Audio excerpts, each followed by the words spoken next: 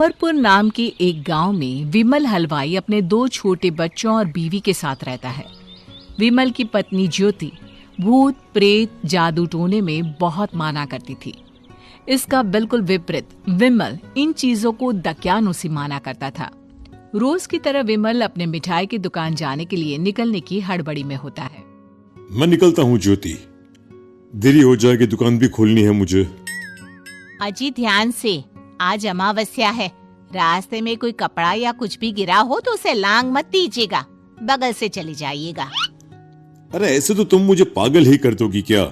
हाँ, मैं नीचे देखकर चलूं कि सामने से कोई गाड़ी घोड़ा आकर मेरे ऊपर से चला जाए? दोनों हालत में तो मेरी ही मौत है। अरे क्यों सुबह सुबह इतनी अपसुगनी बातें कह रहे हो जी? मेरे गांव में तो ऐसा आंखों के सामने होता हुआ देखा है मैंने, इसीलिए कहती हूँ, वरना मुझे क्या, पड़ोसी को तो नहीं कहना चाहती मैं।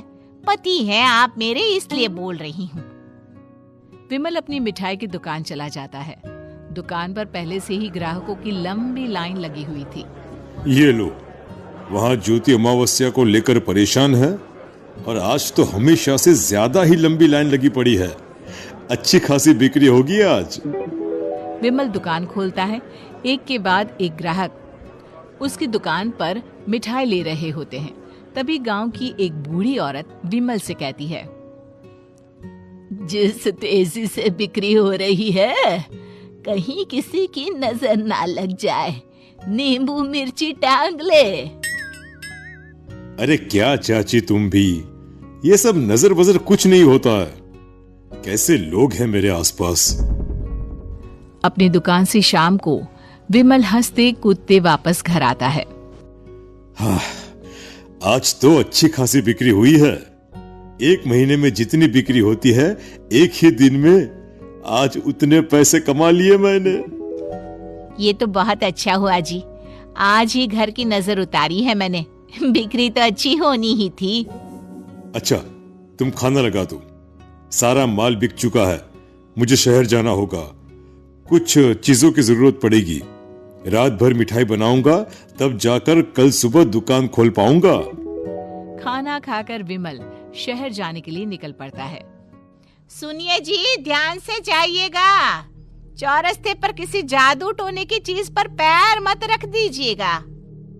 हे भगवान, हद हो गई ज्योति, ये तो मैं जा रहा हूं। विमल गुस्से से शहर जाने निकल पड़ता है। रात का काला घना अंधेरा, चांद की एक भी किरण ना होने के कारण अंधेरे में कुछ भी देख पाना मुश्किल था। जंगल के बीच के एक अधकच्चे रास्ते से विमल जा रहा होता है। चारों तरफ गुफ अंधेरा और सन्नाटा सुनाई दे रहा था, और सुनाई दे रही थी विमल के पैर के नीचे आ रहे सूखे पत्तों की आवाजें। तभी अचानक दूर से उसे कुछ आवाजें सुनाई देती है। अरे, ये इतनी रात को जंगल के रास्ते कौन जा रहा है? शायद कोई टोली होगी। राम नाम सत्य है, राम नाम सत्य है, राम नाम सत्य है, राम नाम सत्य है। धीरे धीरे आवाज कुछ कुछ सुनाई पड़ती है। आवाज धीरे धीरे और नजदीक आती सी लगती है। विमल देखता है कि उसके सामने से सजी धजी सफेद कपड़े में लिपटी एक अर्थी निकल रही है, जिसके साथ 5 लोग ही थे। 4 आदमियों ने उसे कंधा दिया हुआ था। एक मटका लिए आगे आगे बढ़ रहा था। विमल के बिल्कुल सामने आकर अर्थी रुक जाती है।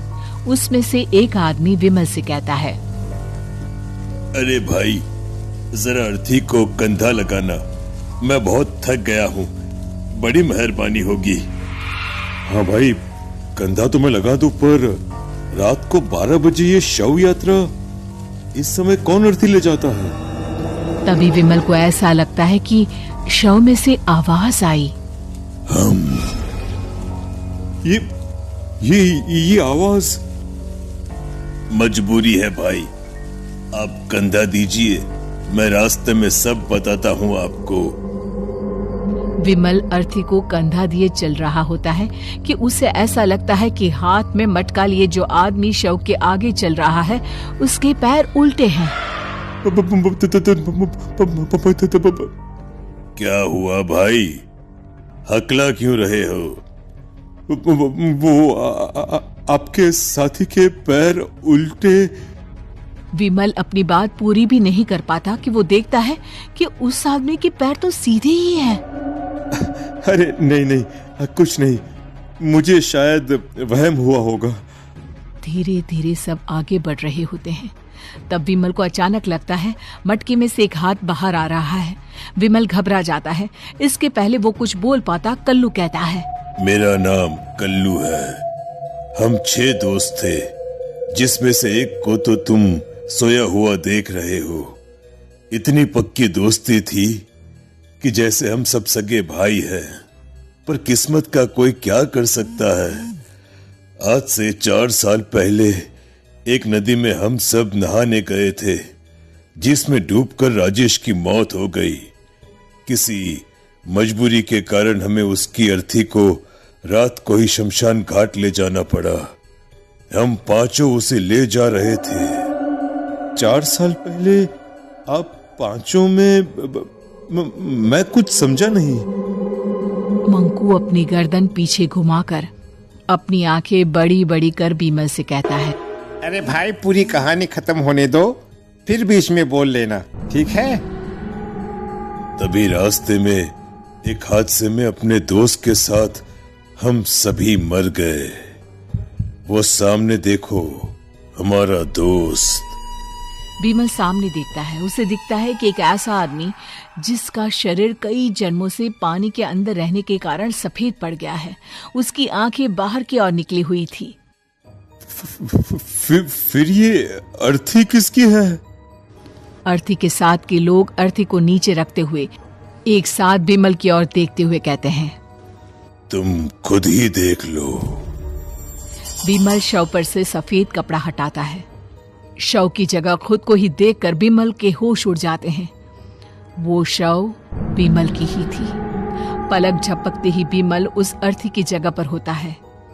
6 के 6 दोस्त उसी तरह अर्थी को उठाकर चलने लग जाते हैं। राम नाम सत्य है। राम नाम सत्य है। राम नाम सत्य है।